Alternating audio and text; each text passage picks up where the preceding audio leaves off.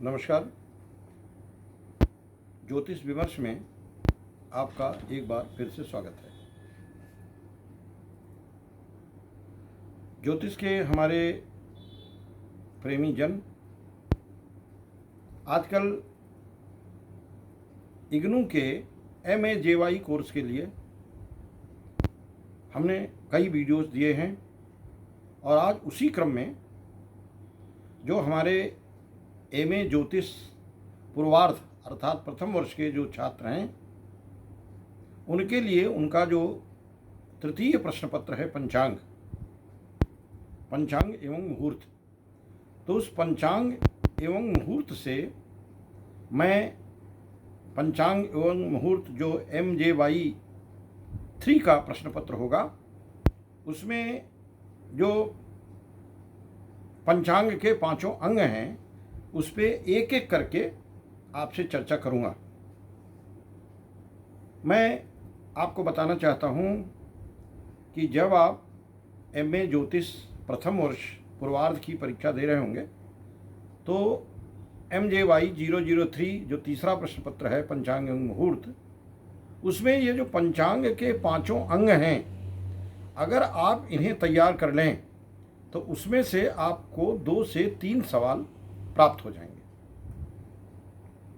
पंचांग के बारे में आप सभी जानते हैं कि आचार्यों ने इसकी जो परिभाषा दी है, जो एक बड़ा प्रचलित श्लोक है कि तिथिवारम च नक्षत्रम योगः करणमेव च, तिथिवारम च नक्षत्रम योगः करणमेव च इति पंचांगमाख्यातम व्रत पर्व निदर्शकम। तो ये 5 अंग हैं पंचांग के, तिथि, वार, नक्षत्र, योग और करण। और MJY 3 के प्रश्न पत्र में हर बार इनमें से 2 से 3 सवाल रहते हैं। अगर आप सभी जानते हैं कि जो आपका प्रश्न पत्र होगा MJY 3 का, उसमें प्रथम खंड से 3 प्रश्न करने होंगे जो 20-20 अंक के होंगे और द्वितीय खंड से 4 प्रश्न करने होते हैं जो 10-10 अंक के होते हैं। तो 10-10 अंकों का 4 प्रश्न 40 अंक और 20-20 प्रश्नों के 20-20 अंकों के 3 प्रश्न अर्थात 60 अंक। इस प्रकार से कुल 100 अंक का प्रश्न पत्र आपका होगा। 3 घंटे में आपको लिखना होगा। हमने इसके पहले असाइनमेंट के बारे में भी टिप्स को लेकर के कि क्या क्या उसके टिप्स हैं, इसके बारे में एक विस्तृत वीडियो आपको दिया है। आपने अगर उसे नहीं सुना हो तो उसे ज़रूर सुन लें। जो लोग असाइनमेंट अभी नहीं जमा किए हैं उनके लिए बहुत ही उपयोगी है। और मैं आपसे ये भी अनुरोध करूंगा कि अगर आपने हमारे चैनल को अभी तक सब्सक्राइब, लाइक और शेयर न किया हो तो कृपया इसे तत्काल सब्सक्राइब, लाइक और शेयर कर दें ताकि हम MAJY पूर्वार्ध के लिए बहुत ही महत्वपूर्ण सामग्री सभी प्रश्न पत्रों की कि कैसे आप पेपर तैयार करें और उसमें क्या क्या चीज़ें आप तैयार कर लें जिससे आपको परीक्षा में अच्छे अंक प्राप्त हो सके। मैं आपको यह दावा के साथ कह सकता हूं कि अगर आप हमारी वीडियो को आद्योपांत सुनेंगे, 1 बार 2 बार सुनेंगे तो ये स्वतः ही आपको तैयार हो जाएगा और आपको परीक्षा में जब आप लिखने बैठ रहे होंगे तो एक एक करके चीज़ें उसी क्रम से याद आती जाएंगी जिसे आप लिख सकने में और फिर उसके बाद बहुत अच्छा अंक प्राप्त करने में समर्थ होंगे। आज उसी क्रम में मैं पंचांग के सबसे पीछे वाला जो है करण, वहां से शुरू करता हूं। तो सबसे पहले जो हमने बताया कि पंचांग के 5 अंग हैं। सबसे पहले तो ये जान लें कि पंचांग हमारे ज्योतिष शास्त्र का एक तरह से कंप्यूटर है, संगणक है। और पंचांग में हमारे जीवन के सभी कृत्याकृत्य विचारों के बारे में स्टैटिस्टिकल फॉर्म में और कहीं डिस्क्रिप्टिव, अधिकांश सांख्यिकीय रूप में, गणना के रूप में, चार्ट के रूप में और कुछ व्याख्या के रूप में पंचांग में उपलब्ध रहता है। पंचांग को देखना भी बहुत जरूरी है। पंचांग क्या है, पंचांग का सैद्धांतिक स्वरूप क्या है, इस पर भी मैं आपसे आगे चर्चा करूंगा। हर बार ये सवाल आता एग्जाम में जरूर है। तो आज मैं आपसे करण के बारे में चर्चा करूंगा, जो पांचवा अंग है। मैंने बताया कि पंचांग के 5 अंग हैं। वो श्लोक अभी हमने शुरू में आपसे कहा था कि तिथिवारम च नक्षत्रम योगः करणमेव च इति पंचांगमाख्यातम व्रत कर्म निदर्शकम। अब करण क्या है? तिथि मैं मोटा मोटा आपको बता दूं कि जो तिथि है वो सूर्य और चंद्रमा के एक दिन का जो गत्यंतर है वो एक तिथि है। वार हमारे 7 हैं। नक्षत्र चंद्रमा जितना उपभोग करता है वह नक्षत्र कहा जाता है, और सूर्योदय के समय जो नक्षत्र क्षितिज पर होता है उस दिन वही नक्षत्र माना जाता है। योग चंद्रमा और सूर्य की जो गति है उसका योग योग के नाम से मशहूर है। और करण वो तिथि का आधा है। तिथ्यर्धम करणम स्मृतम। तिथि के आधे को करण कहते हैं। तिथि हमने बताया कि चंद्रमा का एक दिन का जो गति है, जो गत्यंतर है, वह करीब 13 डिग्री है, 13 डिग्री 20 अंश, लेकिन मोटा मोटा हम उसको 13 डिग्री मानते हैं। सूर्य का एक दिन का जो गत्यंतर है वो कोणीय मान वो 1 डिग्री है। तो चंद्रमा और तिथि की गतियों का जो अंतर है अर्थात 13 - 1 12 डिग्री का जो अंतर है वो एक तिथि कही जाती है। और तिथि का आधा अर्थात 6 डिग्री, इसे हम करण कहते हैं। तो जाहिर है कि एक तिथि में 2 करण होंगे, एक तिथि में 2 करण होंगे। तिथि के बारे में एक और बात कही जाती है कि जब हम पंचांग देख रहे होते हैं तो ये जो 5 अंग हैं इसमें किसका कितना वेटेज है, अगर हम इस पर चर्चा करें तो इस पर एक बड़ा अच्छा श्लोक जो इग्नू की बुकलेट आपको दी गई है उसमें ये श्लोक उपलब्ध है कि तिथिरेक गुणा प्रोक्ता नक्षत्रम च चतुर्गुणम वार चाष्ट गुण प्रोक्तः करणम षोडशान्वितम अद्वात्रिंश गुणो योगास्तारा षष्ठी समन्विता। अर्थात तिथिरेक गुणा प्रोक्ता। तिथि में अगर एक गुण है, एक गुण कहा गया है, नक्षत्र में 4 गुण कहा गया है, वार में 8 गुण और करण में 16 गुण।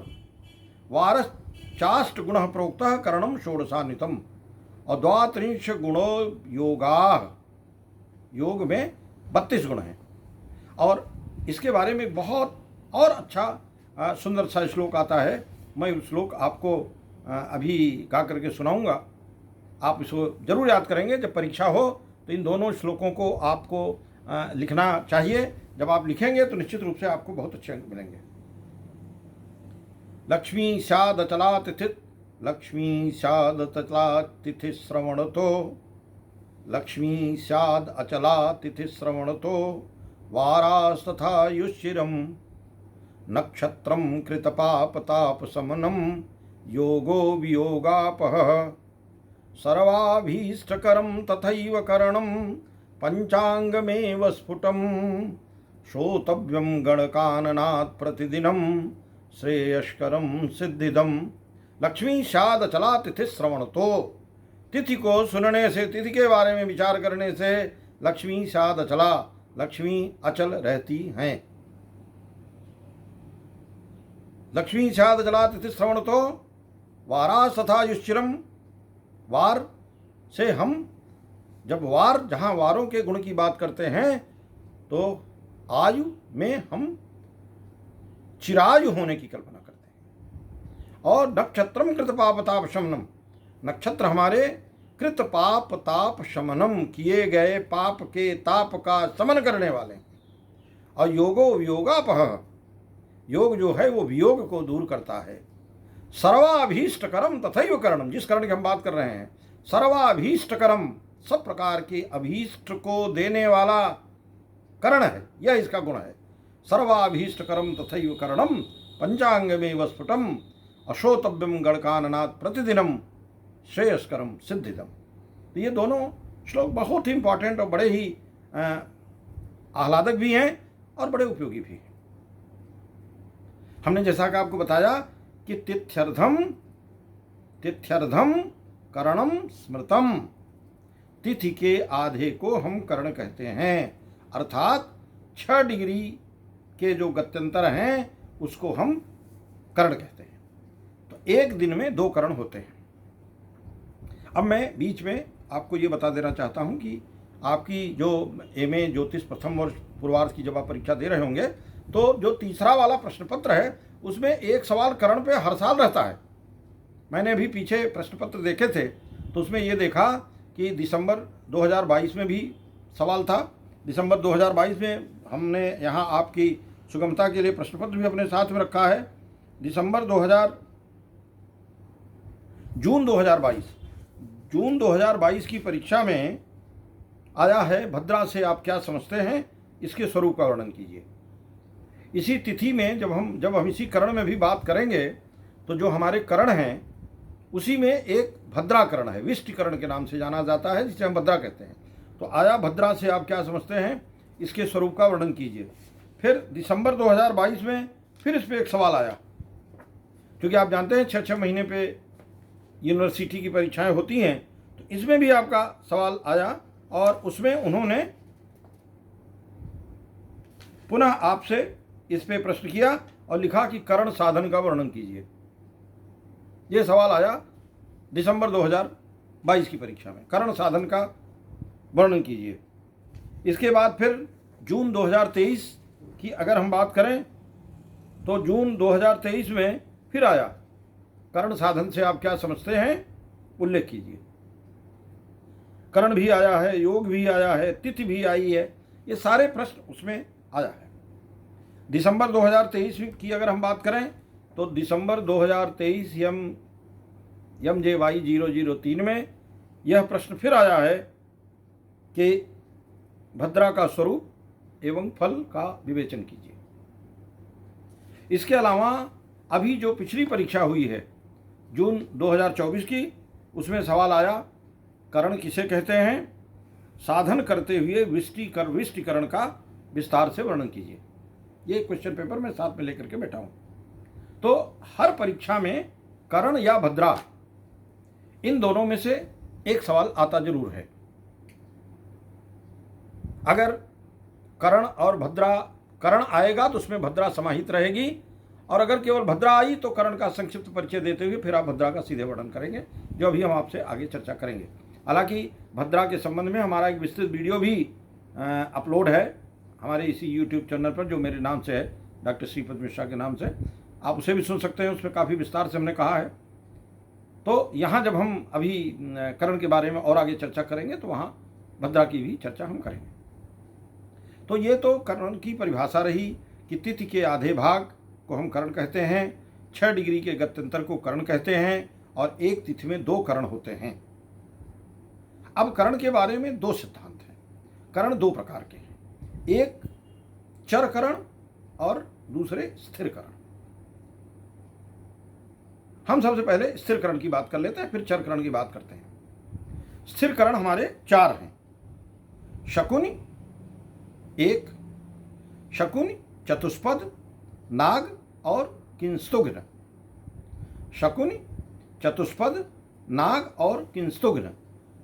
और साथ ही साथ मैं आपको ये भी बता दूं कि जो शकुनि के देव हैं, ये कहा जाता है कि किसके कौन से अधिपति हैं, तो शकुनि के अधिपति हैं कली महाराज, चतुष्पद के अधिपति हैं रुद्र, नाग के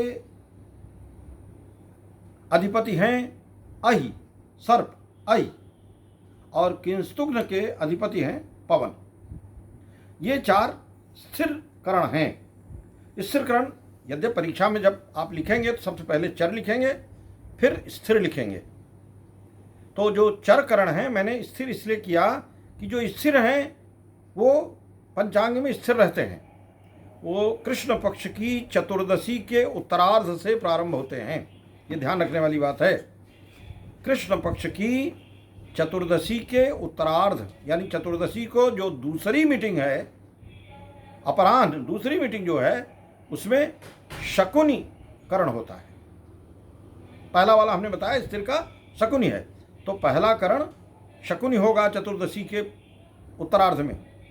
फिर अगले दिन हो जाएगी आपकी अमावस्या। तो अमावस्या को प्रातः चतुष्पद और शाम को नाग। पहली मीटिंग में चतुष्पद करण और दूसरी मीटिंग में नागकरण। ये अमावस्या हो गई। अब अगला आया शुक्ल पक्ष की प्रतिपदा। शुक्ल पक्ष की प्रतिपदा के पूर्वार्ध में किंस्तुघ्न करण होगा। स्थिर इसलिए कहते हैं कि ये स्थिर हैं। हर महीने की कृष्ण पक्ष की चतुर्दशी के उत्तरार्ध में शकुनी, जिसके अधिपति कलि हैं, अमावस्या के पूर्वार्ध में चतुष्पद, जिनके अधिपति रुद्र हैं, अमावस्या की सायं अपराह्न में नाग, जिसके अधिपति अहि हैं, और शुक्ल पक्ष की प्रतिपदा के प्रातः काल की बेला अर्थात पूर्वार्ध किंस्तुघ्न है, जिसके अधिपति पवन है। कई बार सवाल में आपको ये अधिपतियों का वर्णन देना पड़ेगा। इसके बारे में एक बहुत अच्छा दोहा है, एक बहुत अच्छा पद है, मैं आगे आपको बताऊंगा, तो उसको आप याद कर लेंगे तो आपको बहुत ही सुगमता रहेगी। अब ये तय हो गया कि हर महीने में जब कृष्ण पक्ष आएगा तो कृष्ण पक्ष की चतुर्दशी के उत्तरार्ध में से लेकर के शुक्ल पक्ष की प्रतिपदा के पूर्वार्ध तक ये रहेंगे, इसीलिए इनको स्थिर कहते हैं। हर बार यही रहता। लेकिन अब शुक्ल पक्ष की प्रतिपदा का जो पूर्वार्ध अब खत्म हो गया किंतुघ्न से, उत्तरार्ध से चरकरण शुरू होंगे। और ये चरकरण अब शुक्ल पक्ष की प्रतिपदा के उत्तरार्ध से प्रारंभ होकर के पूरा शुक्ल पक्ष, पूरा कृष्ण पक्ष और कृष्ण पक्ष की चतुर्दशी के पूर्वार्ध तक रहेंगे। तो जाहिर है चूंकि एक दिन में 2 होते हैं ये टोटल 7। तो 7 चर हैं और 4 स्थिर हैं। स्थिर में हमने बात किया शकुन, चतुष्पद, नाग और किंस्तुघ्न। अब हम 4 जो चर करण हैं उनकी, 7 जो चर करण हैं उनकी बात करेंगे। ये जो 7 हैं यानी एक दिन में 2 होंगे तो 3.5 दिन ये कवर करेंगे। तो इनकी 8 आवृत्तियां होती हैं पूरे महीने में। इनकी 8 आवृत्तियां पूरे महीने में होती हैं, ये आपको ध्यान रखने की चीज़ है। अब ये 7 जो चर करण हैं कौन कौन से? बव 1, बव, बालव, कौलव, तैतिल, 4 ये हो गए। बव, बालव, कौलव, तैतिल, गर, वणिज और विष्टि। विष्टि, बव, बालव, कौलव, तैतिल, गर, वणिज और विष्टि। अब इनके अधिपति कौन कौन हैं? तो बव के अधिपति हैं इंद्र, बालव के अधिपति हैं प्रजापति, कौलव के अधिपति हैं सूर्य, तैतिल के अधिपति हैं अर्यमा, गर के अधिपति हैं पृथ्वी, वणिज के अधिपति हैं लक्ष्मी जी और विष्टि के अधिपति हैं पिनाक। पिनाक अर्थात यम। पिनाक अर्थात यम। और इस पे दोनों का जो 7, तो अब इस प्रकार यह स्थिर हुआ कि करण 2 प्रकार के हैं, चर और स्थिर। चर करण 7 हैं, बव, बालव, कौलव, तैतिल, गर, वणिज, विष्टि। और स्थिर 4 करण हैं, शकुन, चतुष्पद, नाग और किंस्तुघ्न। इनके अधिपतियों को भी मैंने बता दिया। अब इनके अधिपतियों पर एक बहुत अच्छा पद है, ये मेरा स्वरचित पद है। इंद्र प्रजापति सूर्य अर्यमा, इंद्र प्रजापति सूर्य अर्यमा, लक्ष्मी पृथ्वी लक्ष्मी कीना को। इंद्र प्रजापति सूर्य अर्यमा, लक्ष्मी पृथ्वी लक्ष्मी कीनाशो, कलि महाराज रुद्र अहिवायु, करणाधिपति करेवासो। मैं रिपीट करता हूं, अब क्रम से देख लीजिए। इंद्र चर करण के पहले इंद्र यानी बव के इंद्र, बालव के प्रजापति, तो इंद्र प्रजापति सूर्य अर्यमा, पृथ्वी लक्ष्मी कीनाशो, कलि महाराज रुद्र अहिवायु, करणाधिपति करेवासो। ये आप पद याद कर लेंगे तो आपको उनके जो अधिपति हैं वो भूलने की कभी भी कोई गुंजाइश नहीं रहेगी। अब मैंने आपसे बात किया कि करण 2 प्रकार के हैं, चर और स्थिर। चर 7 हैं, स्थिर 4 हैं। चर करण के अधिपति कौन हैं? इंद्र, प्रजापति, सूर्य, अर्यमा, पृथ्वी, लक्ष्मी, कीनाशो, यमराज जी और कलि महाराज, रुद्र, अहिवायु, कलि, यमराज, रुद्र, अहि, वायु, ये 4 हो गए स्थिर के। तो ये जो हमने पद बताया आपको, उस पद के माध्यम से इनके अधिपति हो गए और इनके 7 चर, 4 स्थिर करण हो गए। चर करण के बारे में मैंने आपको बताया कि इनकी महीने में 8 आवृत्तियां होती हैं, 8 बार ये रिपीट करते हैं।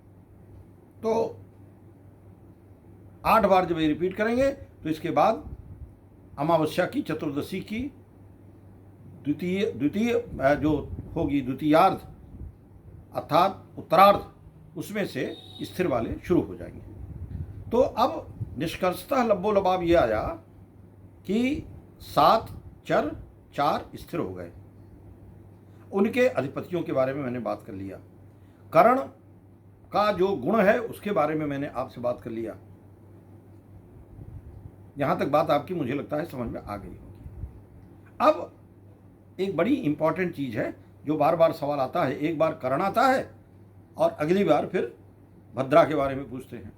इसी चर में जो अंतिम 7वां है उसे विष्टि कहते हैं, विष्टिकरण। ब, बालो, कौलो, तैतिल, गर, वणिज, विष्टि। विष्टि का ही दूसरा नाम भद्रा है। और भद्रा बहुत ही भयंकर चीज है। भद्रा की उत्पत्ति के बारे में आपको बता दूं,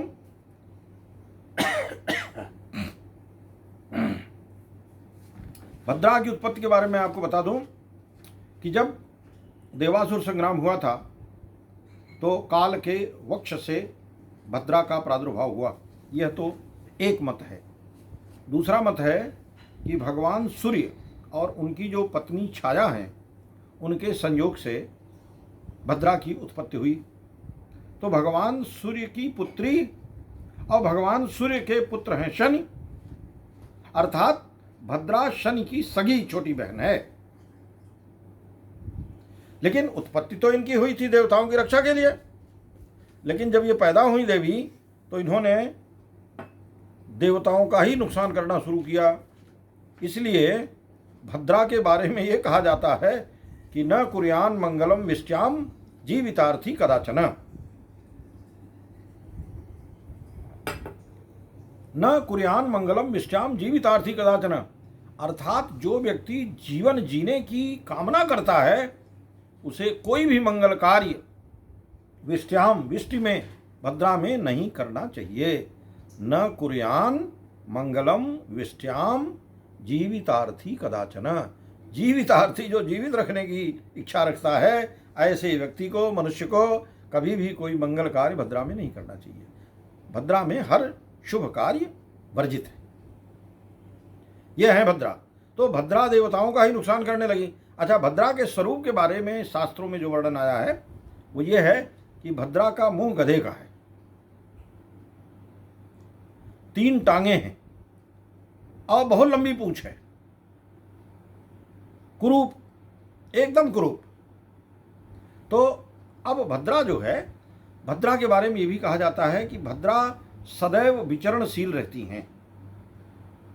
पृथ्वी लोक में, पाताल लोक में, नागलोक में अर्थात नागलोक अर्थात पाताल लोक में और स्वर्ग में, स्वर्ग में, पृथ्वी पर और नागलोक अर्थात पाताल लोक में सदैव जो भद्रा हैं वो चलायमान रहती हैं, विचरण रहती हैं। तो अब प्रश्न ये उठता है कि न कुर्यान मंगलम विष्ट्याम जीवितार्थी कदाचन।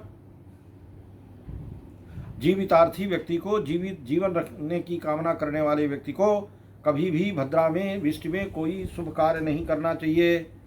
तो प्रश्न ये है कि कब हम यह जानें कि भद्रा हमारी पृथ्वी लोक पर नहीं है और हम अपना शुभ कार्य कर लें।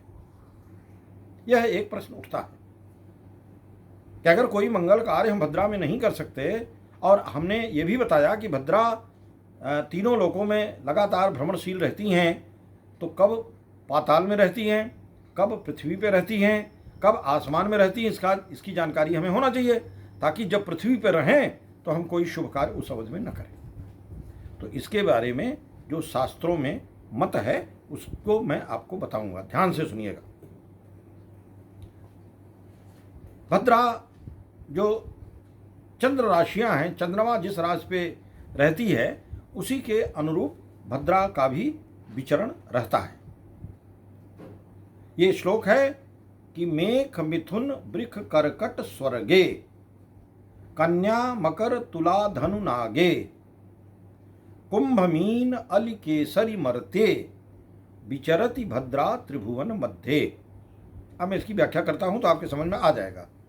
मेघ मिथुन वृख कर्कट स्वर्गे, मेष में, मिथुन में, वृख में और कर्कट अर्थात वृश्चिक में भद्रा विचरति भद्रा त्रिभुवन मध्य।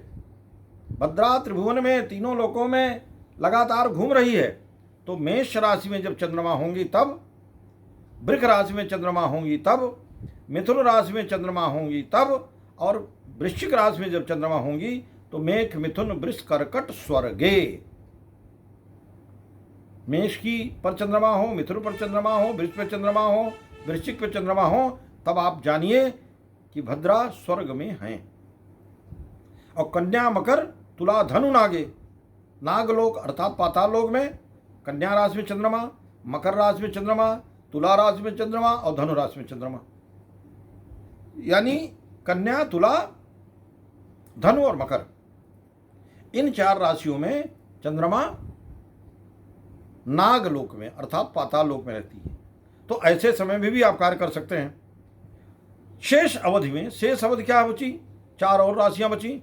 कुंभ मीन अल केसरी मरते, कुंभ राशि में, मीन राशि में, अली माने कर्क राशि में, और केसरी सिंह राशि में भद्रा पृथ्वी लोक में रहती है। कर्क सिंह, कुंभ और मीन, कुंभ मीन कर्क और सिंह, इन 4 राशियों में जब चंद्रमा रहती है तो ऐसी इस अवधि में भद्रा पृथ्वी पर रहती है। अर्थात कर्क में अगर चंद्रमा है, सिंह में अगर चंद्रमा है, कुंभ में अगर चंद्रमा है, मीन में अगर चंद्रमा है, तो ऐसे में आप ये जानिए कि भद्रा पृथ्वी पे हैं। तो आपको कोई भी, जैसा कि मैंने कहा कि न कुर्यान मंगलम विष्ट्याम जीवितार्थी कदाचन, किसी भी जीवितार्थी व्यक्ति को, जीवन की कामना करने वाले व्यक्ति को उस अवधि में जब भद्रा पृथ्वी पर हों तो कोई मंगल कार्य नहीं करना चाहिए। जो शास्त्रों में इसका फल है उस पर अब हम आपसे चर्चा करेंगे। वो बड़ा इम्पॉर्टेंट है। वो फल आपको याद रखना पड़ेगा, क्योंकि उसकी आपको ज़रूरत पड़ेगी। उसकी आपको परीक्षा में लिखते समय ज़रूरत पड़ेगी। आपको ये लिखना पड़ेगा कि भद्रा क्या है। कर्ण में जो 7वां कर्ण है विष्टि, उसी का दूसरा नाम भद्रा है। भद्रा में कोई भी शुभ कार्य किया जाना वर्जित है। भद्रा की उत्पत्ति के बारे में मैंने बताया, वो आप लिख देंगे कि 2 मत हैं। एक मत है कि काल के वक्ष से पैदा हुई हैं, एक मत है सूर्य और छाया के संयोग से पैदा हुई हैं। सूर्य और छाया के संयोग से जो उत्पत्ति का विवरण है उसे ज़्यादा विद्वान मानते हैं, अर्थात ये शनि की छोटी बहन है। और भद्रा में कोई भी शुभ कार्य नहीं किया जाता है। अब भद्रा जो हैं वो लगातार भ्रमणशील रहती हैं। तो मेघ मिथुन वृष कर्कट स्वर्गे, कन्या मिथुन तुला धनु नागे, कुंभ मीन अल केसरी मरते, विचरति भद्रा त्रिभुवन मध्य। ये भद्रा के विचरण का टाइम टेबल हो गया कि किस राशि में कहाँ रहेंगी। अब फल, एक लाइन का फल तो यह है कि जब पृथ्वी पर रहेंगी तभी हमें शुभ कार्य नहीं करना है। शेष जब पाताल में रहें, स्वर्ग में रहें, तो शुभ कार्य हम कर सकते हैं। लेकिन इनके भी फल विद्वानों ने कहे हैं। क्या कहा है कि स्वर्गे भद्रा शुभम कुर्यात, पाताले धनमागमः, और मर्त्यलोके यदा भद्रा सर्वकार्य विनाशिनी। अर्थात स्वर्गे भद्रा शुभम कुर्यात, स्वर्ग में जो भद्रा है, अगर स्वर्ग में भद्रा है यानी मेघ मिथुन वृष कर्कट स्वर्गे, स्वर्ग में भद्रा है तो शुभम कुर्यात, आप कोई कार्य करेंगे तो उसमें शुभ होगा, कार्य आपका शुभ होगा, सफल होगा। और पाताले धनमागमः, अगर पाताल लोक में है, नागलोक में है, तो धनमागमः, आपको धन की प्राप्ति होगी। कब? कन्या मकर तुला धनु नागे, कन्या में, मकर में, तुला में और धनु में, इन राशियों में जब चंद्रमा रहेंगी तब पाताले धर्मागमः, पाताल में चंद्रमा होगी, भद्रा होगी, और पाताल में भद्रा रहने पर धर्मागमः, ऐसा फल विद्वानों ने कहा, आचार्यों ने कहा है। और मर्तलोके यदा भद्रा सर्वकार्य विनाशिनी, और जब मर्तलोक में अर्थात कुंभमीन अलकेहरि, कुंभमीन अलकेसरी मरते, कर्क में, सिंह में, कुंभ में और मीन में जब भद्रा होंगी तो पृथ्वी लोक में होंगी। और मर्तलोके यदा भद्रा सर्व कार्य विनाशिनी, जब मर्तलोक में होंगी तो सर्व कार्य विनाशिनी, सब प्रकार के कार्यों का नाश करने वाली होंगी। यह भद्रा का फल बताया गया है। जब अब ये जो हमारे प्रश्न हैं ये दो तरह के आते हैं प्रश्न पत्रों में, यह 20 अंक का भी आता है और 10 अंक का भी आता है। अगर यह 20 अंक का प्रश्न आता है तब आपको करण की परिभाषा से शुरू करना है। फिर सबसे पहले आपको पंचांग की परिभाषा लिखनी पड़ेगी, जो मैंने शुरू में बताया था कि तिथिवारम च नक्षत्रम योग करण में उच्च इत पंचांगमाख्यातम व्रत कर्म निदर्शकम, ये लिखना पड़ेगा कि ये आचार्यों ने कहा है कि ये उसके 5 अंग हैं। उन 5 अंगों का नाम, 5 अंगों के बारे में अगर आपके पास समय हो तो एक एक लाइन लिख सकते हैं, वरना कोई आवश्यकता नहीं है। सीधे करण पे आइए कि तिथ्यर्धम करणम स्वतम, तिथि के आधे को करण कहते हैं। तो जब तिथि के आधे को कहते हैं तो तिथि को भी डिफाइन करना पड़ेगा।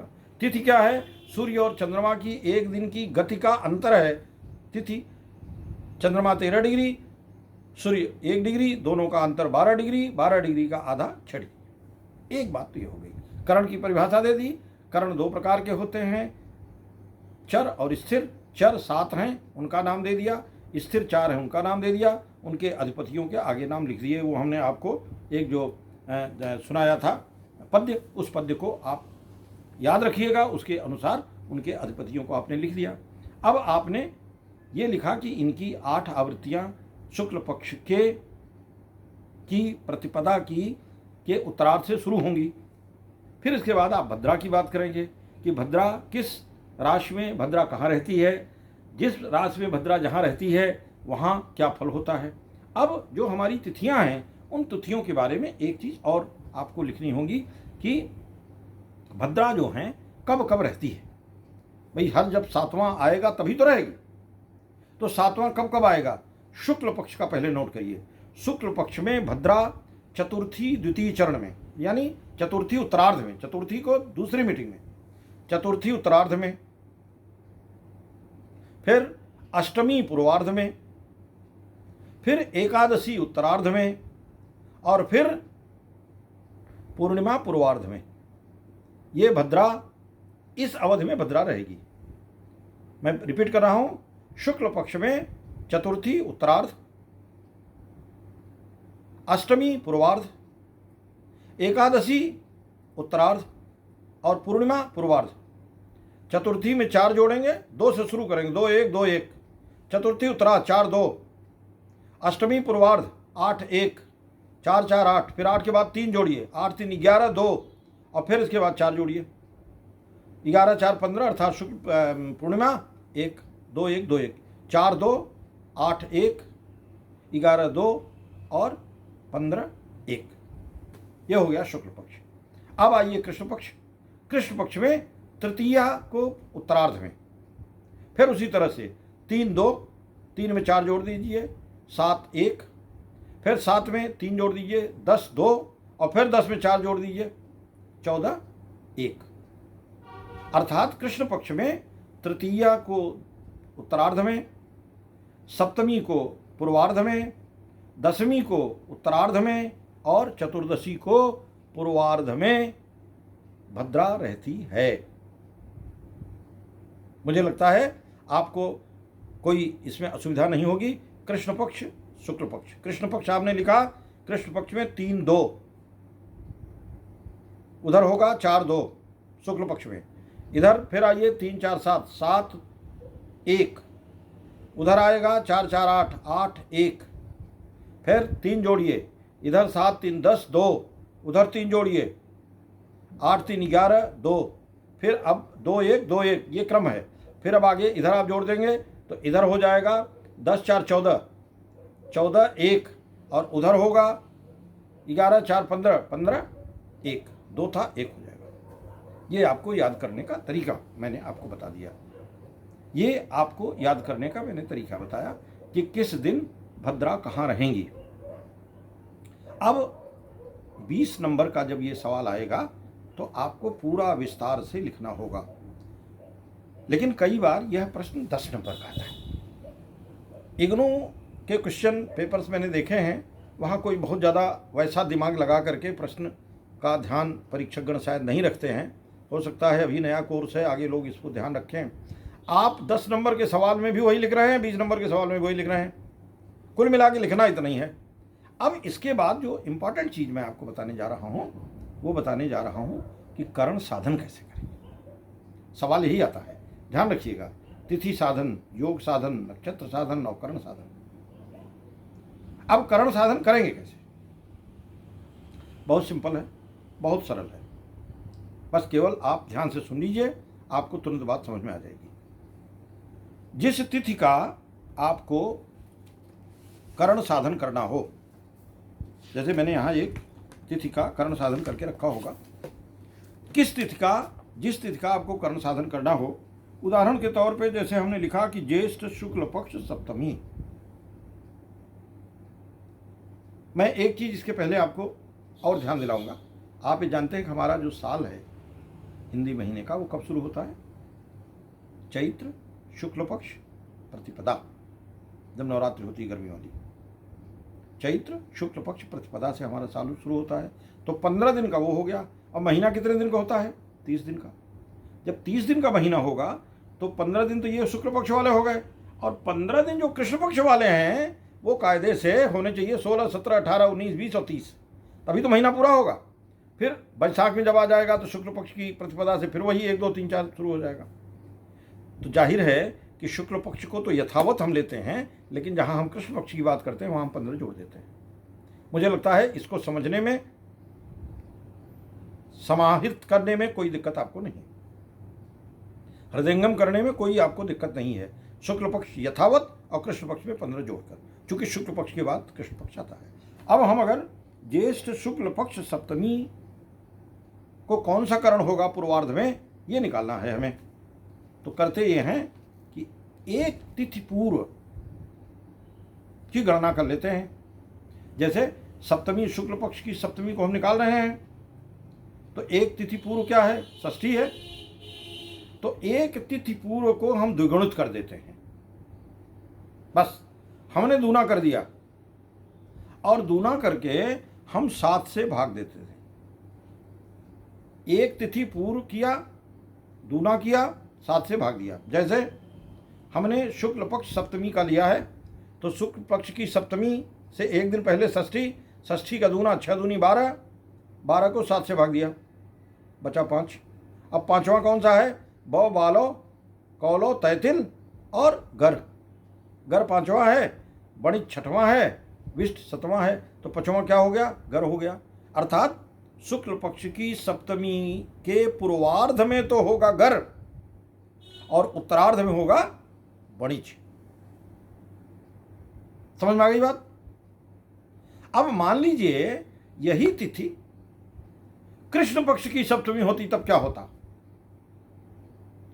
अगर कृष्ण पक्ष की सप्तमी होती तो क्या होता?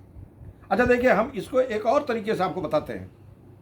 हमने बताया था, अगर आप ध्यान दें तो मैंने ये कहा था कि शुक्ल पक्ष की प्रतिपदा के पूर्वार्ध तक स्थिर करण रहते हैं, और उसके बाद शुक्ल पक्ष की प्रतिपदा के उत्तरार्ध में चर शुरू हो जाते हैं। तो चर का पहला हो गया बव, प्रतिपदा खत्म हो गई। अब आया द्वितीया, द्वितीया को बालो कौलो, तृतीया को तैतिल और गर, चतुर्थी को बणिज और विष्ट, पंचमी को फिर बौ बालो, षष्ठी को कौलो तैतिल, और सप्तमी को अगेन वर, गर और बणिज, जो मैंने अभी कैलकुलेशन करके निकाला। ऐसे अगर आप निकालें एक तरफ से थोड़ा समय लगेगा, और वैसे कैलकुलेशन निकालेंगे जल्दी होगा। तो जो तिथि हो उसके एक दिन पहले की तिथि लेकर के उसको दूना करके 7 से भाग देंगे। लेकिन अगर 7 से सीधे गुणा भाग हो जाए और भाग फल के बाद शेष 0 आए तो वो नहीं करेंगे। एक पहले का भाग फल लेंगे और फिर वहाँ से हम उसका कैलकुलेशन करेंगे। जैसे मान लीजिए कि अगर हम कृष्ण पक्ष की सप्तमी को कौन सा करण होगा इसका साधन करना है हमें। मैं चर करणों की बात कर रहा हूँ, जो स्थिर करण हैं उनके साधन करने की आवश्यकता है नहीं, क्योंकि वो ऑलरेडी साधित हैं। वो तो तय है कि कृष्ण पक्ष की चतुर्दशी के उत्तरार्ध में आपका पहला वाला शकुनी होगा, अमावस्या को चतुष्पद और नाग होंगे, नाग होगा करण सुबह शाम, और फिर शुक्ल पक्ष की प्रतिपदा के पूर्वार्ध में आपका किंसुग्न होगा। तो ये तो स्थिर हैं, तो ये ऑलरेडी साधित है, इन्हें साधन की आवश्यकता नहीं है। साधन करने की जरूरत पड़ेगी आपको चर करणों की। तो चर करण की जो तिथि हो उसको एक दिन पहले का लेकर के उसको दूना करके 7 से भाग दे देना है। अगर हम कृष्ण पक्ष की सप्तमी ले रहे हैं तो पहले हमने क्या किया कि एक तिथि पूर्व किया, षष्ठी आ गई। अब षष्ठी में क्या जोड़ेंगे? 15 जोड़ेंगे। कृष्ण पक्ष मैंने कहा था ना, कृष्ण पक्ष में 15 जोड़ देंगे। तो अब 15 6 21 हो गया, 21 दूनी 42 हो गया। जो आई जो टोटल आया उसको दूना करेंगे तो 21 दूना 42 हो गया। अच्छा, जब 42 को हम 7 से भाग देंगे तो 7 छंग 42, पूरा पूरा कट गया, शून्य शेष बचा। तो हमने ये बताया है कि जब शून्य शेष बचे तो उसके एक पहले वाला भागफल लेंगे, यानी 7 पचे 35, शेष 7 42 हो गया। ध्यान से देखिए, 7 छंग 42 नहीं करना है, इसको करना है 7 पचे 35 और शेष 7, शेष लाना ही लाना है। और 7 से भाग दे रहे हैं तो मैक्सिमम शेष 6 होगा, या तो फिर 7 लिख देंगे तो एक वहाँ कम करना पड़ेगा ऊपर। तो एक हमने ऊपर कम कर दिया और नीचे 7 शेष ले लिया, यानी 7वां। अब 7वां क्या होगा आप देख लीजिए। 7वां जो है वो है विष्टि भद्रा, वो आप लिख देंगे। मुझे नहीं लगता कि इसे समझने में आपको किसी भी प्रकार की कोई कठिनाई हो रही है। ये आपका हो गया करण साधन। अब इसमें एक चीज और रह गई है, वो है कि करण साधन, करण ये जो है कब से शुरू हुआ और कब तक चलेगा, ये एक इंपॉर्टेंट चीज रह गई है इसमें। तो इसके बारे में मैं आपको अति संक्षेप में भी 3-4 मिनट में बता दूंगा, ताकि ये पूरा चैप्टर आज आपका कंप्लीट हो जाए। आपको उनके मान देखने पड़ेंगे। खटी पल में मान क्या है? जैसे हमने उदाहरण के तौर पे जब लिया था तो ये किया था कि शुक्ल पक्ष की सप्तमी लिया था, तो ज्येष्ठ शुक्ल पक्ष की षष्ठी और सप्तमी का हम मान ले लेंगे। ध्यान से सुनिएगा, सप्तमी का हम करण साधन कर रहे हैं, करण साधन हमने कर लिया। गर आ गया था प्रातःकाल का और शाम का बढ़ी जाया था। तो अब गर करण शुरू कई वजह से हुआ और रहेगा कब तक, ये 2 चीज महत्वपूर्ण है उस साधन में। तो सप्तमी तिथि का हमने दिनमान ले लिया। दिनमान वो है 30 घटी 47 पल। उदाहरण के तौर पे ये ज्येष्ठ शुक्ल पक्ष सप्तमी का दिनमान मैंने पंचांग से निकाला है, आप वहां से देख सकते हैं। उस दिन का दिनमान है 30 घड़ी 47 पल।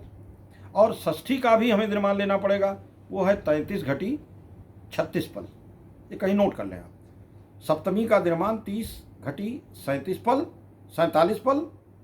30 घटी 47 पल, और षष्ठी का दिनमान है 33 घटी 36 पल। अब आइए हम आपको कैसे करेंगे इसको ये बताते हैं। अब सप्तमी का जो पूर्ण भोग होगा, जो भोगमान होगा, वो 60 में से षष्ठी को घटा देंगे, क्योंकि जब षष्ठी खत्म होगी तो सप्तमी शुरू हो गई।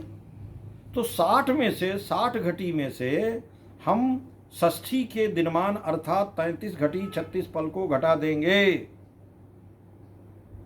वो आ गया 26 घटी 24 पल, और इस 26 घटी 24 पल को सप्तमी के दिनमान में जोड़ देंगे तो ये सप्तमी का पूरा मान आ गया। देखिए ध्यान दीजिए, सप्तमी का जो मान है वो 30 घटी 47 पल है, लेकिन जो हमारा करण है वो षष्ठी जब समाप्त हुई तो सप्तमी शुरू हो गई। कई बार ऐसा होता है कि आज की ही तारीख में षष्ठी 5 बजे तक है, उसके बाद सप्तमी लग गई और कल 6 बजे तक रही। तो कब शुरू हुई कब खत्म हुई इसकी गणना करनी पड़ेगी। हमने आपको मोटी बात बताया कि दिन में 2 रहती हैं, तो कब से दिन में पहले वाला शुरू कब होगी? 12 बजे से पहले है कि 12 बजे के बाद है? मतलब जो हमारा अंग्रेजी तरीका है या हिंदी तरीके में जो हमारा प्रचलित मानक व्यवस्था है कि सूर्योदय के पहले का है, सूर्योदय के बाद का है। तो देखिए, जो 60 घटी का पूरा टोटल मानक है उसमें से षष्ठी का दिनमान घटा देंगे। षष्ठी का दिनमान 33 घड़ी 36 पल है, इसको घटा दिया तो 26 घटी 24 पल आ गया। और सप्तमी का दिनमान है 30 घटी 47 पल। इन दोनों को जोड़ दीजिए। जब आप जोड़ देंगे तो ये आ जाएगा 57 घटी 11 पल। ये जोड़ के देख लीजिएगा, 57 घटी 11 पल आ गया। ये पूरे तिथि का मान हो गया सप्तमी का 57 घटी 11 पल। इसका आधा कर दीजिए। तो जब आप इसका आधा करेंगे तो 28 घटी 35 पल और 36 विपल गरकरण होगा, और 28 घटी 35 पल 36 विपल के बाद वणिज करण हो जाएगा। 60 में से षष्ठी को घटाया, जो शेष आया उसमें सप्तमी के मान को जोड़ करके उसका आधा कर दिया। आधे का एक भाग गर है, दूसरा वणिज है। अब एक चीज और इसमें देखना पड़ेगा कि ये जो गरकरण शुरू हुआ, ये शुरू कब हुआ, कई बजे शुरू हुआ, कितने घटी कितने पल पे शुरू हुआ? तो इसका सीधा सिद्धांत है कि हमारा जो आधा आया वो आया 28 घटी 35 पल 30 विपल, सॉरी 36 विपल नहीं तो 30 विपल था। 28 घटी 35 पल 30 विपल लिया गया। और हमारा जो षष्ठी है, षष्ठी का मान कितना था? 30 घटी 36 पल। तो 30 घटी 36 पल में जब हम 28 घटी 35 पल 30 विपल जोड़ देंगे, जहां आ जाएगा वहीं से कर शुरू हो गया। ध्यान दीजिएगा कि षष्ठी का जो मान है हमारा 33 घटी 36 पल, वो प्लस 28 घटी 35 पल 30 विपल हमारा ये गरकरण हुआ। तो इसको उसी में जोड़ दीजिए। जहां आप जोड़ देंगे वहीं ये आ जाएगा। तो जब इसको आपने जोड़ दिया तो ये जोड़ने पर आ रहा है 62 घटी 11 पल 30 विपल। और जो हमारा मानक है एक दिन का पूरा तिथि का, वो 60 घटी का है, तो 60 घटी घटा दीजिए, अर्थात 2 घटी 12 पल हमारा षष्ठी में गरकरण रहेगा। यानी षष्ठी जब हमारी रहेगी तो ये जो हमारा सप्तमी वाला जो करण है वो 2 घटी 12 पल पीछे से ही चालू होगा और 28 घटी 35 पल 30 विपल तक रहेगा। अभी जब आप इसको पुस्तक में फिर एक बार इसको रिवाइज करेंगे तो ये चीज़ आपके समझ में आ जाएगी। मैंने इसमें 2 बार बताया, मैं रिवाइज कर रहा हूँ कि जब कब से शुरू हुआ कब तक रहेगा ये ज्ञात करना हो तो आपको ऐसे करना है कि उसके एक पहले वाली तिथि का दिनमान निकाल लेना है, आज की तिथि का दिनमान निकाल लेना, जिस तिथि का आप कैलकुलेट कर रहे हैं। तो पहले वाली तिथि को 60 में से घटा देंगे, जो बचेगा उसको आज वाली तिथि में जोड़ देंगे, जो आएगा वह उस तिथि का पूरा मान होगा, उसको आधा कर देंगे तो वो पहला वाला होगा करण, और 28 और उसके बाद वाला जो है जोड़ने के बाद जो आधे के बाद वाला होगा वो दूसरा वाला, अर्थात एक पूर्वार्ध का होगा एक उत्तरार्ध का होगा। जैसे इसमें गरकरण आया था 28 घटी 35 पल 30 विपल, और फिर वणिज करण भी 28 घटी 35 पल 30 विपल। अब ये शुरू कब से हुआ, तो उसके लिए जो नियम है वो ये है कि षष्ठी में ये जो आधा है इसको जोड़ दीजिए, षष्ठी में आधा इसको जोड़ दीजिए, जो आ गया उसको देख लीजिए 60 से कम है 60 से ज़्यादा है। अगर 60 से कम है तब तो वहीं से शुरू हो जाएगा, और अगर 60 से ज़्यादा है तो इसमें 60 घटा दीजिए। तो उतना समय पहले षष्ठी में सप्तमी से उतना समय पहले से ही वो करण शुरू हो जाएगा। तो ये इस प्रकार आपका करण का जो चैप्टर है यह केवल इतना, ये वीडियो अगर आप 2 बार 3 बार सुन लेंगे इसको और इसे आप अच्छे से कर लेंगे तो आपकी परीक्षा में एक सवाल आज हो गया। टोटल जो 7 सवाल हैं उसमें एक सवाल आपका बिल्कुल तैयार हो गया। इसमें और कहीं से कुछ पढ़ने की ज़रूरत नहीं है। मेरा ख्याल है कि ये जो हमने बात किया है यह आपके लिए बहुत ही उपयोगी है, और इसमें अगर कोई बात होगी तो हमारे YouTube चैनल पे ही आप प्रश्न कर लेंगे, अपने कमेंट्स में लिख देंगे, तो कहीं कोई क्लैरिफिकेशन होगा तो हम आगे जब अपना अगला कोई वीडियो दे रहे होंगे या इसका फिर एक बार जो कभी होगा तो रिवीजन वाला वीडियो ले लेंगे। और मैं आपको आश्वस्त करना चाहता हूं कि मैं ये जितने भी आपके MAJY फर्स्ट ईयर के हैं उनके सभी प्रश्न पत्रों के बारे में एक एक करके वीडियोस के साथ आएंगे। शेष आप अपनी तैयारी करें, लेकिन जो इसमें ऐसी चीज़ें हैं जो मैथमेटिकल हैं, कैलकुलेटिव हैं, जो जहाँ कैलकुलेशंस बेस्ड है, उस पर हम आपसे चर्चा करेंगे ताकि आप लोग इसको बहुत अच्छे से समझ सकें। और यद्यप आजकल सारा कैलकुलेशन कंप्यूटर में अवेलेबल है, तिथि डालिए, समय डालिए, डेट डालिए, टाइम डालिए, प्लेस डालिए, हर चीज़ उपलब्ध है, लेकिन वो कहाँ तक सही है इसके लिए आपका जो ज्ञान है वो होना बहुत ज़रूरी है। तो ये चीज़ जो है, जो उसके तीनों हमारे वो हैं स्कंध हैं, उन तीनों स्कंधों का सम्यक ज्ञान हमें बहुत ज़रूरी है। अगर वो हमें ज्ञान नहीं होगा तो हम अपने को ज्योतिषी नहीं कर सकते। वो तो कोई भी निकाल करके कंप्यूटर से देख ले। तो मुझे उम्मीद है कि ये करण चैप्टर के बारे में जो मैंने आपसे ये शेयर किया है, ये वीडियो आपको उपयोगी होगा। मैं शीघ्र ही एक नए वीडियो के साथ, नए विषय और सामग्री के साथ आपके सामने उपस्थित होऊंगा। नमस्कार।